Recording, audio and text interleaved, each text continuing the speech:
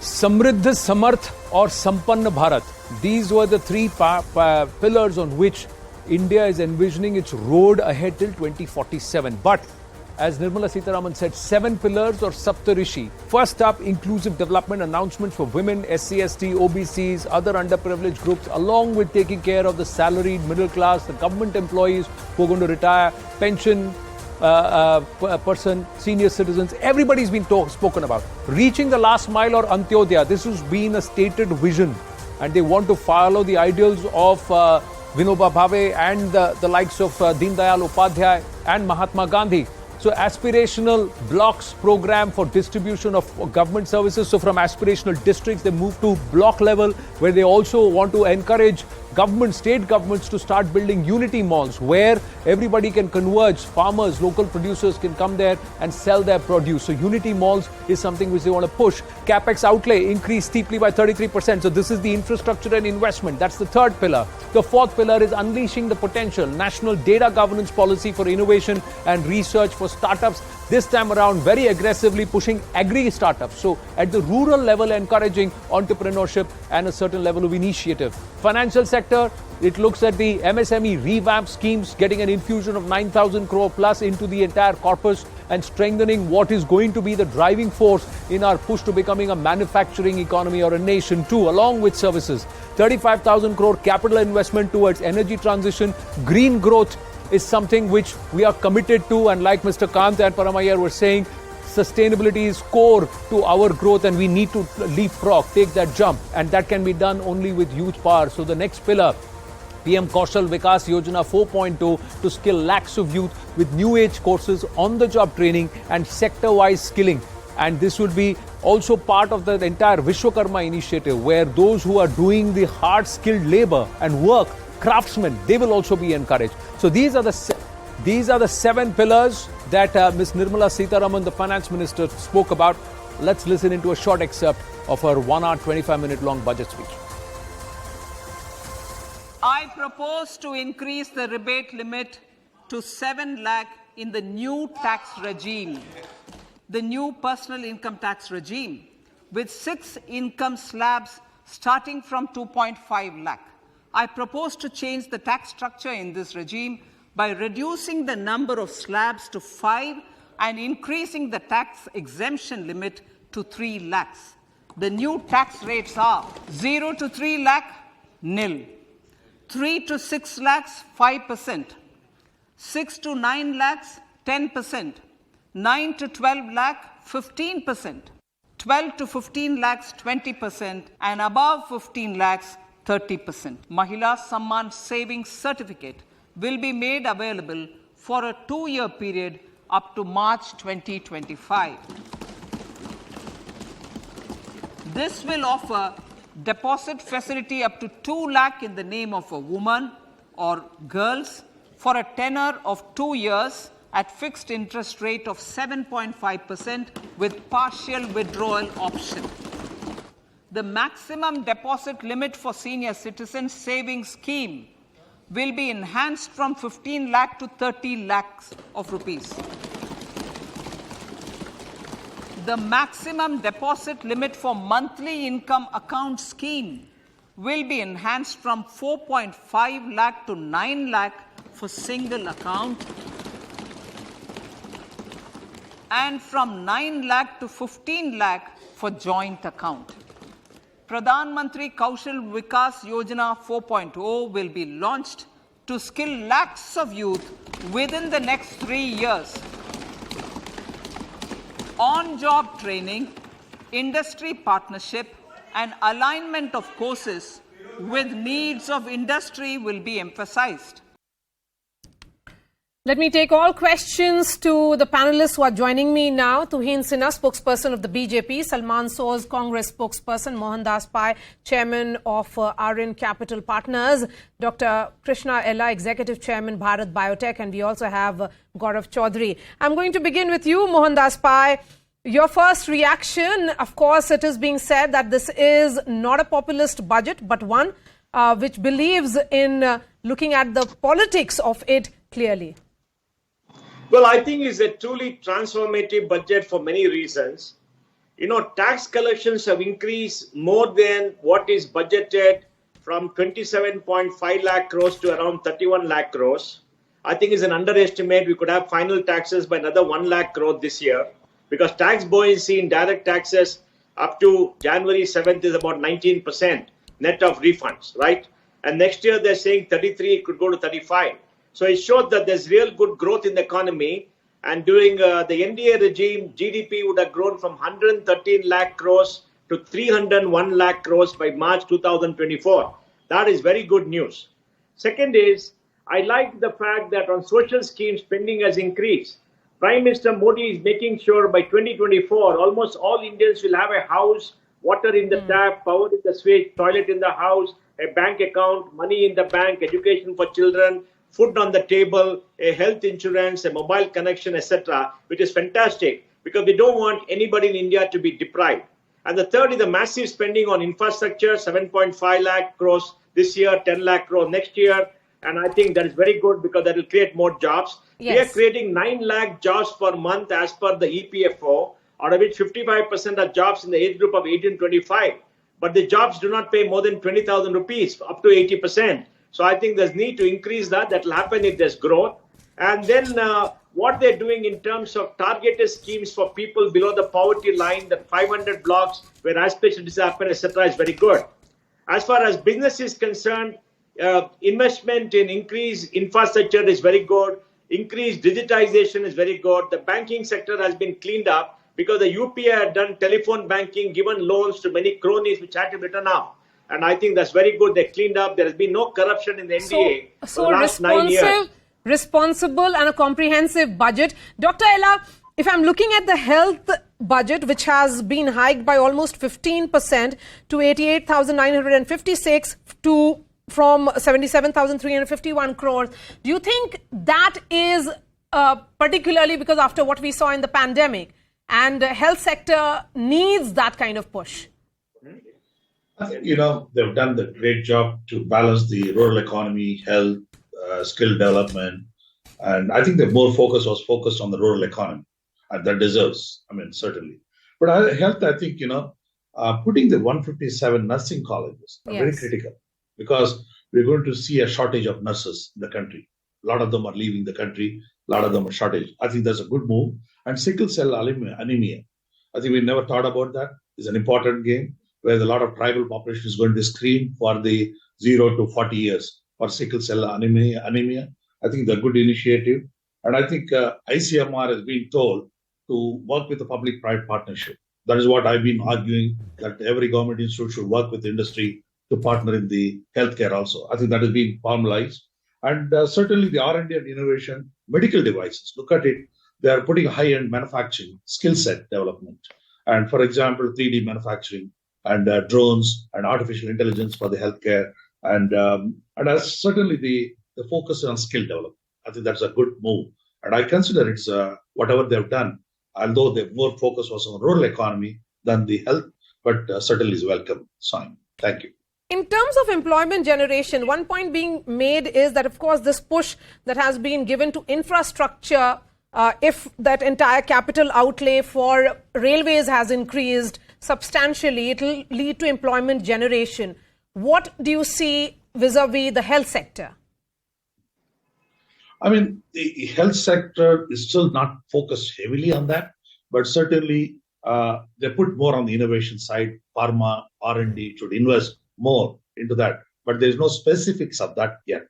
So we need to know what the specifics of any incentive or anything is given. But the finance ministry has mentioned that there is a push for the R&D and manufacturing and the pharma skill development. But I think it's still not mentioned fine details of it.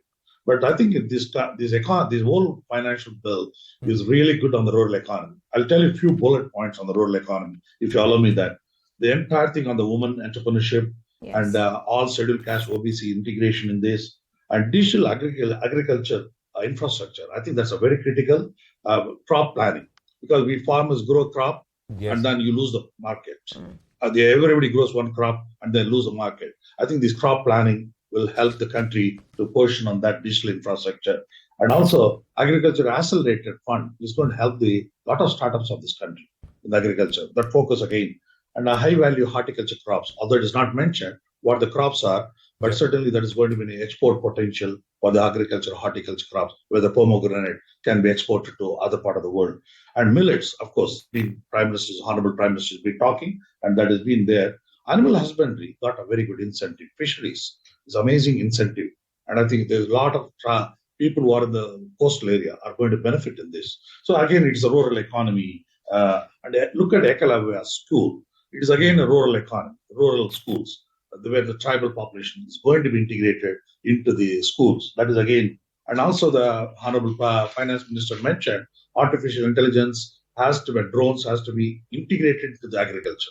So that is again getting into these startups where they're going to involve in the agriculture. And I think biocompost, I hope we don't get into Sri Lankan model where they got into biocompost issue, but I think they've done smartly putting 10,000 bio centers where they can make a biomanure, biopesticides right in the rural economy, not coming from the top down. It's at the bottom down. Dr. I think that's a good move. I think these are all the good strategies for the economy. When a consumer increases, the awareness increases, farmers' economy increases, the health is also benefited in that process. Dr. Ella, you've highlighted a lot of aspects as part of this budget. Tuhin Sinha of the BJP is with us. I'm just going to go across to check if Mr. Mohandas Pai is also with us. There he is. He is there with us. And Gaurav Chaudhary is also with us. Salman Sozji, namaste. This is Anand Narasimhan here. Thank you. Thank you for joining us.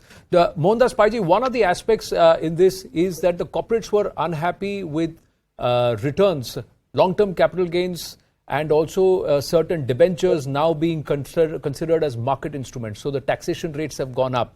So some of those aspects, many believe, should not have been touched.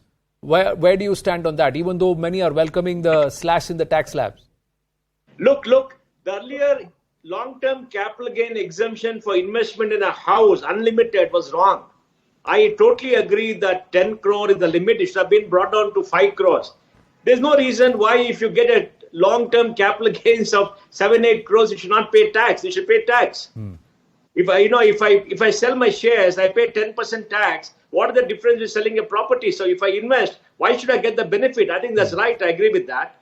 And this MLD program, or whatever it is, market-like debentures, where they wanted to make it as a long-term capital gain, that's a structured instrument. So any structured instrument which is created to avoid taxation or reduce the rate of taxation, I am all for taxing them at normal rates because there are distortions in the market. I think if these people are unhappy, it is fine. Let them be unhappy. I bear nothing for people who are earning high income. But one thing is, I want the tax rate to be brought down from 39% to 35%, and to plug the loopholes in the taxes. Because, for the last many years, more than 40,000 high net worth individuals have left this country. Correct. And I think we should make sure that they don't leave the country, because each high net worth individual will be spending 3 to 5 crores in the country. The spending power is gone. There are many reasons for them going, and one of them was the 43% tax slab, or the high tax rates, and the CBI, all this kind of inquiries without the end. So I think we should make life easier for people who earn money. Please remember, Anand, that Revenue Secretary said only 1 crore people pay any taxes. Correct. Now, you've got to treat this 1 crore people well. Yes, you've got to plug the tax loopholes. We all have to pay tax, but don't overtax this 1 crore people. They are the productive people. So I think all this I agree, but we must improve reduce the tax terrorism. The tax terrorism, the amount in dispute has gone up to 12 lakh crores from 4.5 lakh crores in 2014. Right. Former Finance Minister Jaitley had promised us that he'll reduce tax terrorism. But in the last 10 years, tax authorities have got tax more terrorism was openly spoken about, was very actively, clearly spoken about by the FM today. But looking at capital expenditure, Zakir Jacob is here. One of the aspects is that we as a country, Zakir, and we can take it to the panelists after you talk about it, are a traditionally saving kind of nature. We are risk averse. Now, will this kind of capital expenditure bring out the animal in corporate India? And will they start this whole aspect of risk-taking and spending rather than saving? So this animal spirits, we've been talking about it for a while. Private investment hasn't come back to the levels that we saw in 2013-14. But I think the capex is a real story of this budget, because it's not just the fact that the headline figure is 10 lakh crores. That is 3.3% of GDP. It is the highest allocation for capital expenditure in any budget. But just look at how it has transformed just in the last couple of years. You have to keep in mind, in fiscal year 2021, which is when the pandemic struck, it was just 4.39 lakhs. So basically, in the last couple of years, you've gone from 4.39 lakh to 10 lakh crores. That's more than double. At a time when the rest of the world, you're seeing this in the US, you're seeing this in the UK, they're sort of beginning to become a lot more frugal now because inflation is running away there. To give this kind of an outlay is mind-boggling. It is very, very ambitious. And remember, the finance minister also in her budget speech today saying that the capex for the last year, that was again an aggressive target of 7.5 lakh crores, much of that has been met. So 10 lakh crores. I think the interesting political sort of debate around this, and I want to ask Salman Soz this, is, some of this money obviously has been taken away from existing schemes. You cannot go from 4.39 lakh crores 2 years ago to 10 lakh crores. The money has to come from somewhere. Manrega, for example, monies have come. But don't you believe, Salman Soz, that even for that same rural constituency, it is better to spend in capital expenditure rather than, as some would say, doles like Manrega? Thank you, Zaka and Anand, for getting to me. I know everybody's excited about this budget. This is an annual ritual as far as I can tell. The government comes out with a budget. Friends in media and the ecosystem of the BJP start calling it a masterstroke, transformative, green shoots of recovery, things like that. And every year, the same thing happens. Let me burst this bubble a little bit. As far as I'm concerned, a budget is not just about revenues and expenditures. A budget is in some ways an opportunity for a government to give citizens a sense of how their well-being can also be improved in the short term, because a lot of the budget is already spoken for. But does this budget, given India's economic situation, India's economy grew in the first quarter at about 13.5%, in the second quarter at about 6.5%, and given what the finance minister said, she said that India was going to grow at about 7%. The IMF says it's at about 6.8%, and then declining the next fiscal year. That tells us that in the last 2 quarters, the economy is averaging a growth rate of about 4.2%, something like that. Mm-hmm. That means things are not that good. But in this economy that is facing global headwinds as well, because the IMF has already projected that things are going to be a little turbulent in the future. What do we do for the people of the country? Is this government looking at poverty? Is this government looking at inequality? Is this government looking at unemployment? Or basically just trying to create jobs? Now, I know that everybody's very excited about capital expenditure, and I'll get to that. But let me just give you one data point. Things like social welfare, urban development, health, education, agriculture and allied activities. According to the government, these 5 very critical areas are far lower in terms of expenditure on these activities that is budgeted than transport. Now, you'll say the transport is very important. I do understand that transport is important. Capital expenditures are important.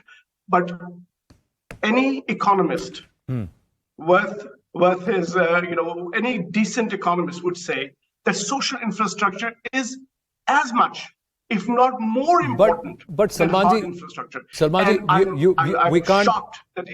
I'm shocked that Indian policymakers here are the numbers, Salmanji. Learn this lesson. Salmanji, here are the numbers. Spends on education have gone up by 13%. Spends on health have gone up by 15%.